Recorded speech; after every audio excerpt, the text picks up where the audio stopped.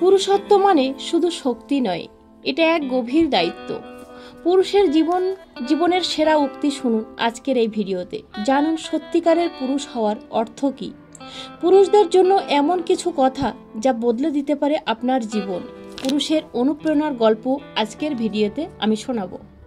আজ আমি শোনাবো পুরুষ নিয়ে কিছু উক্তি। পুরুষ হলো একজন হতভাগ্য প্রাণী, যার মুক্ত হওয়ার কোনো জায়গা নেই। পরিশ্রম ছাড়া কারোর মন জয় করতে পারে না একজন পুরুষ।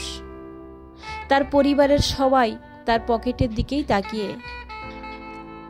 যে পুরুষ একজন নারীকে বুঝতে পারে, সে পৃথিবীর সকল জিনিস বুঝতে পারার গৌরব করতে পারে।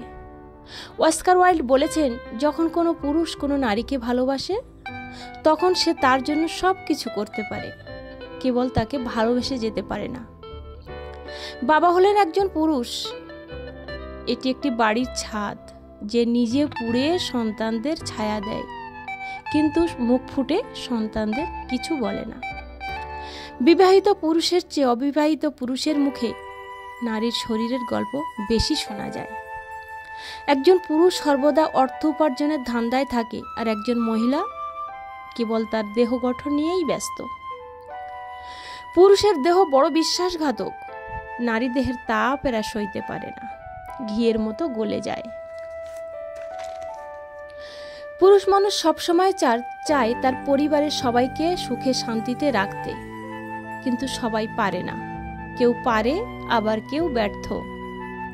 কারণ মাকে খুশি করতে চাইলে বউ হয়ে যায় অখুশি, আবার বউকে খুশি করতে চাইলে মা হয়ে যায় বেজার।